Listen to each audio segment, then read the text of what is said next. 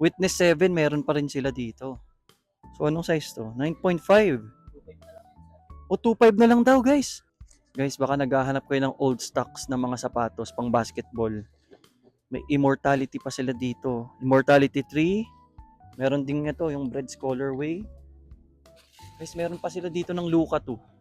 Oh, baka may naghahanap. Lebron Next Gen, baka may naghahanap pa. Grabe guys, malulunod ka sa maraming sapatos dito, no? Witness 7, meron pa rin sila dito.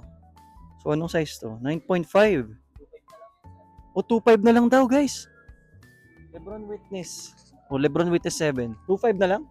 So, marami pang sizes to? Last stock na po yung mga nasa Oh, ulo. last stock na raw to. Oh. So, meron pang mga 3 dito. Oh, guys, oh, na-review ko na to.